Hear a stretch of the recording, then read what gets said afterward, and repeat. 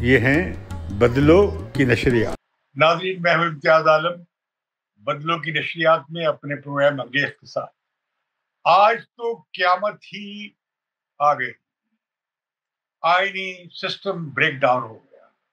ایک پارلیمانی کو ہوا ہے جس کے کو لیڈر ہیں پاکستان کے وزیر اعظم عمران خان، جو بہت ہی لاڈلے ہیں۔ انہوں نے اپنے اقتدار کے ساتھ چمٹے رہنے کے لیے سازش گھڑی کہ ان کے خلاف سازش ہو رہی ہے کہیں امریکہ میں، اور یہ ووٹ آف نو کانفیڈنس جو لایا جا رہا ہے یہ عالمی سازش ہے۔ لہذا انہوں نے سوچا کہ وکٹیں ہی اکھاڑ کر بھاگ جائے میدان سے، اور انہوں نے آئین ہی کو توڑ ڈالا۔ آج آئینی بریک ڈاؤن ہوا ہے۔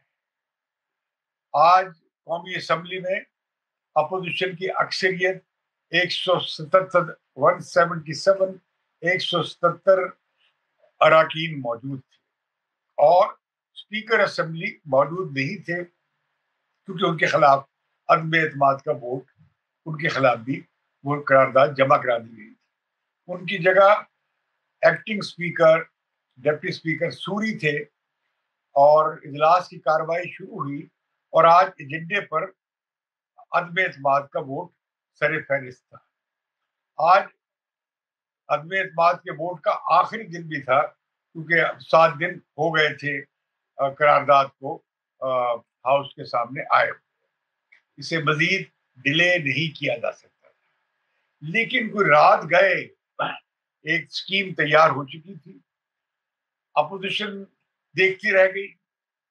اچانک اٹھے فواد چودھری ایک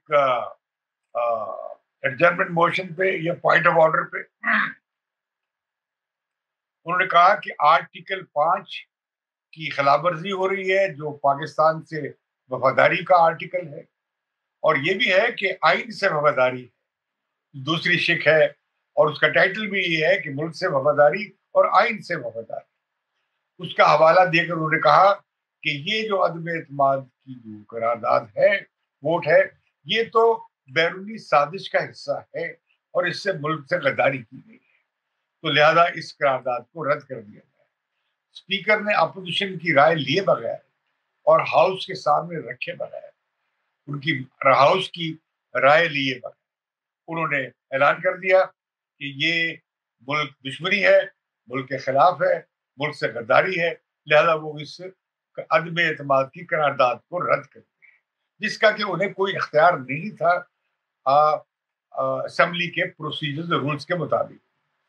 اس پر تو صرف ووٹ حاضر اراکین ہی دے سکتے تھے، اور یہ 172 ووٹ کی اکثریت سے ہی پاس ہو سکتا تھا یا فیل ہو سکتا تھا، لیکن ووٹنگ نہیں کرائی گئی، اور اس کے ساتھ ہی انہوں نے اجلاس کو ملتوی کرنے کا اعلان کر دیا۔ لیکن جب انہوں نے اجلاس ملتوی کیا، انہوں نے اس کا جو اعلامیہ ہے، یعنی ووٹ عدم اعتماد کے ووٹ کو رد کرنے کا اور اسمبلی کے اجلاس کو ملتوی کرنے کا، وہ جسٹس اسپیکر اسد کیسر کے نام سے کیا، جو کہ ایک اور بڑی اچنبے والی بات تھی، وہ اجلاس میں موجود نہیں تھے۔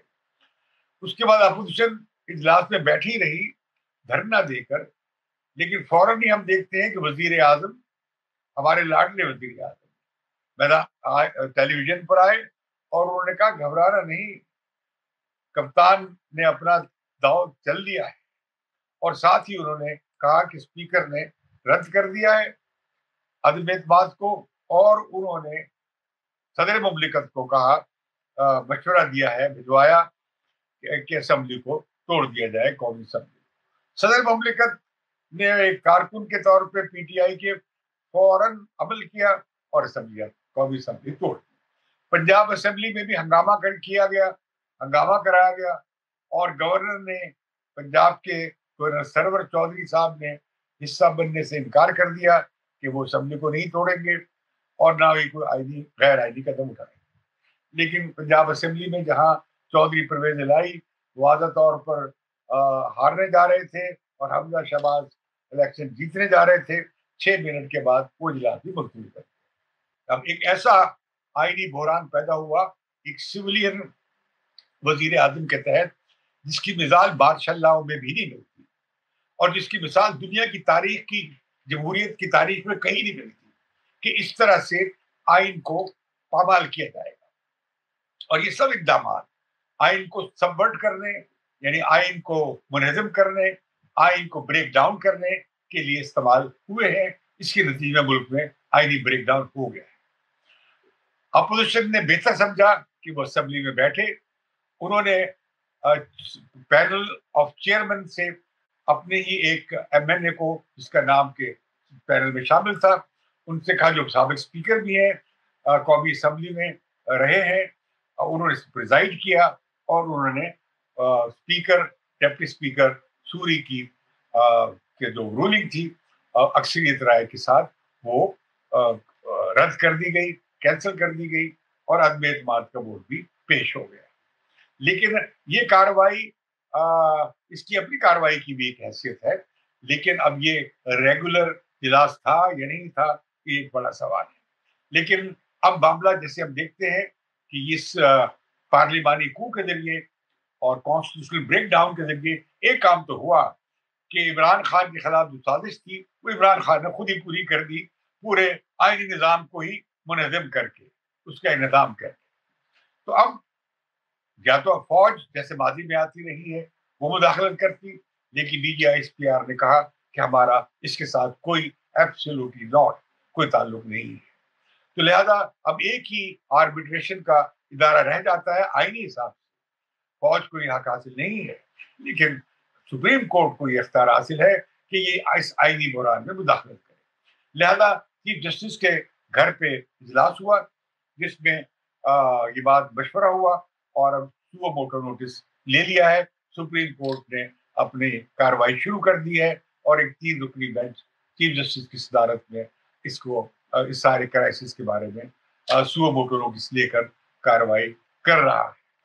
تو لہذا اس وقت سپریم کورٹ کے سامنے یہ معاملہ زیر غور ہے اور آج یہ رات تک یہ فیصلہ ہو جانا چاہیے، ورنہ ملک میں ایک بہت بڑا آئینی خلا چلتا رہے گا جو کہ بہت خطرناک ہو سکتا ہے.